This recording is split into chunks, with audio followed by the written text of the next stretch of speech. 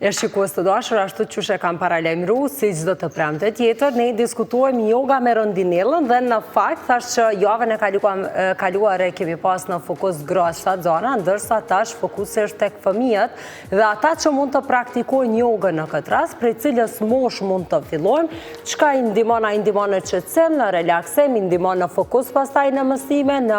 në menaxhimin e situatave të ndryshme të cilat mund të përballen fëmijët, sepse duket sikur fëmijët nuk kanë stres, po dhe ata po besoj përjetojnë një lloj stresi, sidomos në ditët dhe në kohët e sotme. E tash jemi bashkë me Rondinellën këtu në studio. Mirëmëngjes, mirë se na ke ardhur. Mirëmëngjes Agnes, gjithmonë kënaqësi me qenë këtu. Gjithashtu edhe për mua. Bëjnë dhe mundën, a? Fëmijët të bëjnë yoga. Absolutisht, bëjnë dhe mundën edhe shumë mirë e tha që fëmijët kanë stres, edhe madje ndonjëherë mendoj nëse kanë më shumë stres se sa që kemi ne të rriturit. Fëminia mo tash krejt besoj që veç jemi të vetëdijshëm që absolutisht nuk është e njëjtë siç ka qenë dikur, para kohës digjitale, para kësaj dinamike të jetës që kam bri në këtë nivel të cilin kam bri dhe mezi që ne të rriturit po e menaxhojmë, edhe kur e mendojmë fëmijët nuk kursejnë as pak prej kësaj dinamike, se dhe ata e fillojnë ditën bashkë me neve, me që prindrit punojnë, duhen fëmijët me shku në për kopshte, në për shkolla herët, edhe përfundojnë bashkë me neve, mirë po ata vazhdojnë mandej dhe me aktivitetet pas shkollës, me kurset, prandaj dhe thash mbase fëmijët janë edhe më të ngarkuar se sa që jemi ne. Edhe natyrisht që kjo sjell edhe stres me vete. Edhe stresi tek fëmijët ndikon në mënyra të ndryshme, humbet përqendrimi, pastaj prishet gjumi, mundën me pas ëndra të këqija, vjen në shprehje të ngrënja, jo stabiliteti emocional. Mos flasim për posturën, që e ka bërë edhe ma keq, që është fakti që rinë shumë gjatë në për ekrane, janë shumë të ekspozuar ndaj ekraneve, ndaj përmbajtjeve ndryshme të mediave sociale. E me kanë çantat e rënda. I kanë çantat e rënda, të gjitha këto ndikojnë domethënë në gjendjen e përgjithshme të tyre, fizike dhe emocionale. E yoga këtu është me të vërtetë një mjet shumë i praktik edhe i këndshëm, një metodë e këndshme, një stil jetese e cila i lehtëson këto për fëmijët, përveç aspektit fizik, pra që e përmirëson fleksibilitetin, balansin, forcën, pastaj koordinimin e fëmijëve. Gjithashtu shumë studime në gjurnale prestigjioze të fushës psikologjisë për dhe të yoga terapisë tregojnë që rrit përqendrimin, e përmirëson fokusin, përmirëson vetimazhin e fëmijëve dhe kjo është shumë e rëndësishme sepse fëmijët vazhdimisht janë në krahasim posaçërisht për shkak të rrjeteve sociale, në ndikimin e moshatarëve të tyre, dëshirojnë të gjithë krahasohen mes veti, bullizimi është shumë prezant si që dim, edhe yoga krijon edhe një farë reziliencë, një farë qëndrueshmërie edhe emocionale, edhe psikologjike, edhe fizike tek fëmijët. Edhe kjo besoj që është një ndihmë shumë e madhe për të zhvilluar një jetë balansume edhe të shëndetshme. Kur mundën me fillu dhe është e vështirë me i bind me praktiku jogën? Jo domosdoshmërisht është e lehtë, varet shumë prej qasjes, mirë po megjithatë ekzistojnë ka njërë dhe disa aspekte kulturore të cilat mbase krijojnë një farë rezistencë të fëmijët për me fillu jogën, për shembull, posaçërisht djemtë mendojnë që joga është për vajzat, edhe pastaj që është veç me ndajt ulur, qetë në një vend që nuk ka lëvizje, përkundrazi yoga për fëmijë përmban shumë lëvizje dinamike, është faktikisht lojë, imitohen kafshë ndryshme, lëvizjet e bimëve, të trupave qiellor, pastaj zhvillohen tema rreth fenomeneve të ndryshme të jetës, të cilat janë atraktive për fëmijët, edhe kjo i bën ata që pastaj të kënaqen. Mirë po fillimi nuk është gjithmonë i lehtë, varet edhe se si i qasemi, varet se çka shohin, mirë po në qoftë se e bëjmë jogën si diçka të detyrueshme, diçka që ju duhet për shëndeti, duhet me bo, me siguri që shfaq rezistencë, mirë po në qoftë se e paraqesim si lojë dhe eksplorim, ata hapen. Praktikoni jo me fëmijë apo vetëm me të rritur? Po, jo,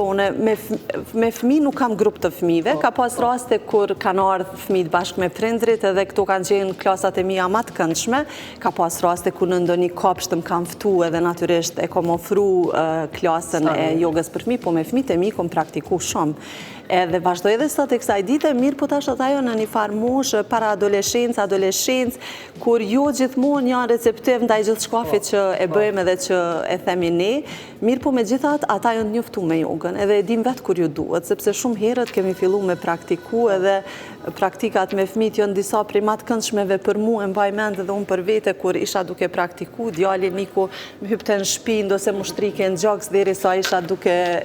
përfundu seancën në Shavasana, gjithashtu edhe me vajzën e mbaj mend njëherë kur patëm praktiku yoga bashk edhe u kriju një farë atmosfere aqe qetë, një energji aqe but, sa që krejt përfundum të flajt. Me thonë, nuk u zgjumë për disa orë.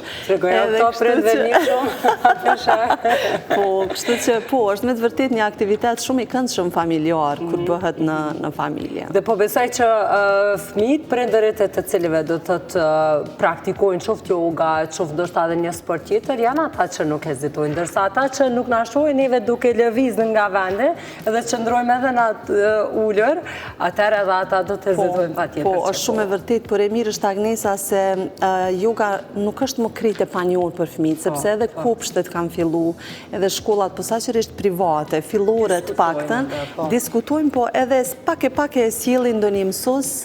që e mban ndonjë orë të jogës, edhe siç e thash, ka shumë lojë aty, është shumë interesante, edhe në fakt fëmijëve ju mëson se gjithmonë pyetja është fëmijët që janë shumë aktiv, hiperaktiv, a munden me bëj yoga. Në fakt ju ndihmon shumë edhe fëmijëve hiperaktiv, mbase në fillim nuk është e lehtë me i sjell në pozitat e caktuara, mirë po siç e thash duke lujt, mësohen lujnë, lodhen edhe pastaj vjen një moment qetësie, mandej prapë ngriten edhe prapë ulen. Edhe kjo i mëson fëmijët me kalu prej lëvizjes në qetësi, edhe ndërton një vetkontroll tek fëmijët. Është pikërisht kjo vallëzimit, kam dëshirë me çujtonen mes lehtësisë edhe përpjekjes, mes lëvizjes edhe qetësisë, që e bën jogën shumë të këndshme edhe që i ndërton gjitha ato tiparet brendshme të cilat janë shumë të vlefshme përgjithësi për jetën.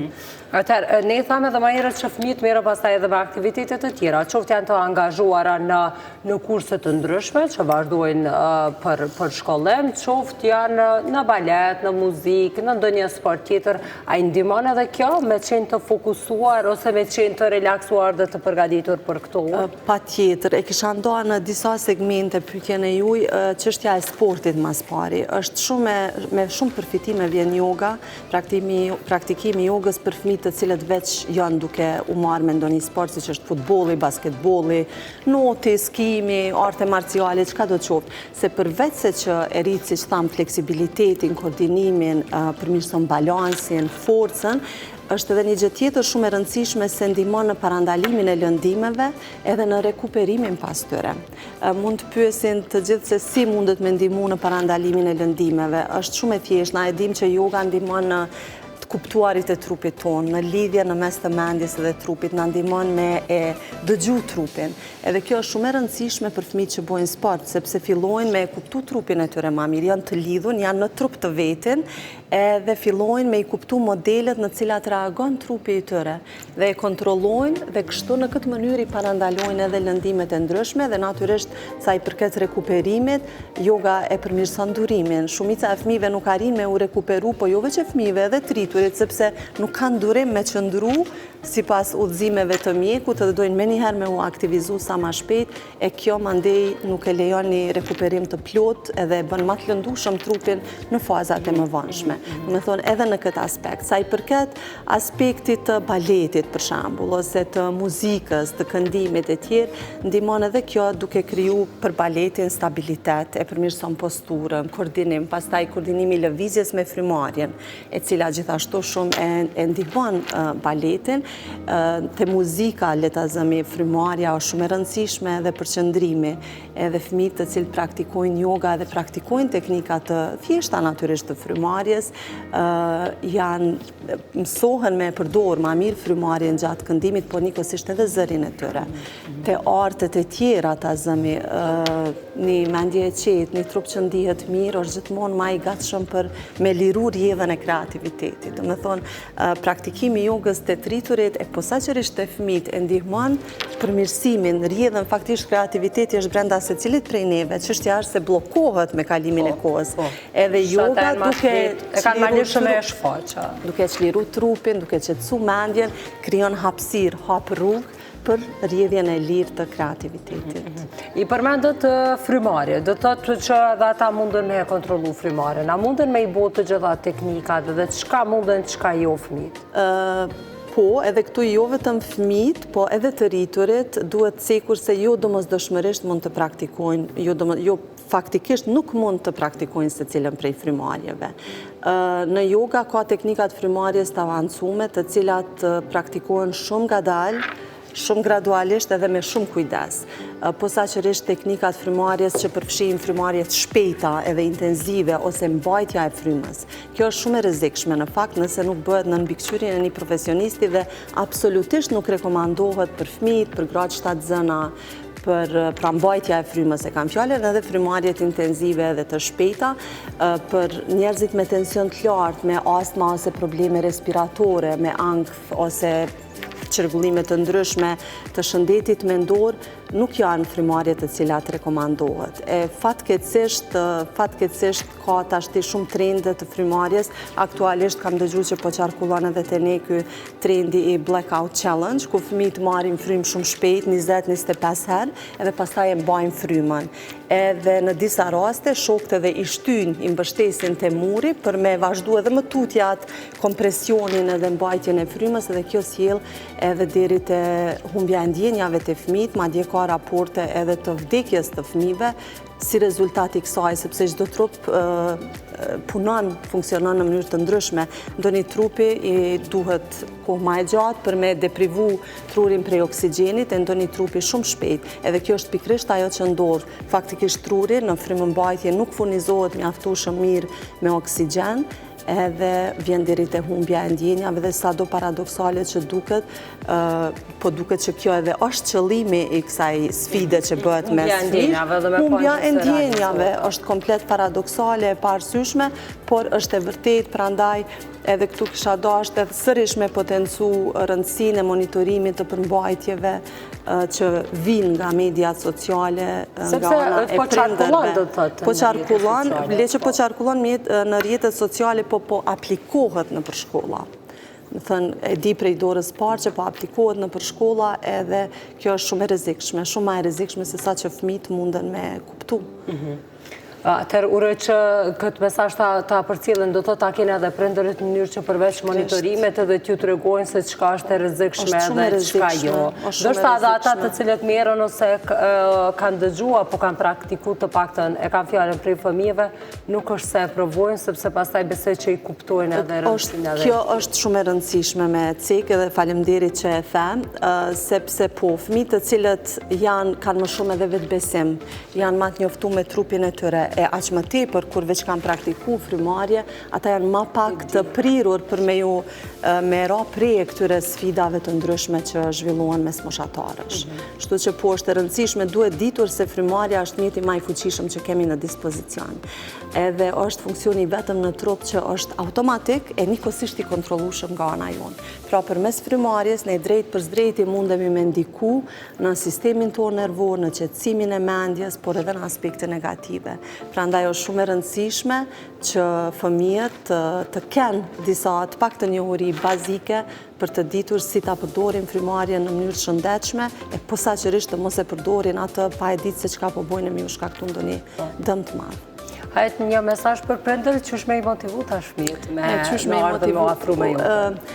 Fëmijët mas miri motivohen duke pa. Pra, fillojnë me jogën prindrit, kjo është edhe një aktivitet familjar shumë i këndshëm, shumë i lezetshëm, e thash edhe krijon një atmosferë të këndshme, përmirëson komunikimin brenda familjes, krijon atmosferë qetësie, durimi, mirëkuptimi, respekti në mes të gjithëve, mandej thjesht e ngrit vetdijen e fëmijëve, por edhe të triturve për veten e tyre, për trupin, për atë që e kanë në dorë të ndikojnë në jetën e tyre, në mendjen e tyre edhe në shëndetin e tyre. Uroj që ata të cilët e kam pa këtë intervistë të intervenojnë me njëherë në këto raste, edhe patjetër të praktikojnë edhe për vete diçka, por në anën tjetër të përfitojnë edhe fëmijët, duke qenë si shembull patjetër si model, ne jemi vetë modeli i fëmijëve, kështu që pse jo. Rondinella, faleminderit shumë për kohën, faleminderit për krejt informatat edhe mesazhin që përçon çdo javë. Faleminderit shumë Agnesa, gjithashtu.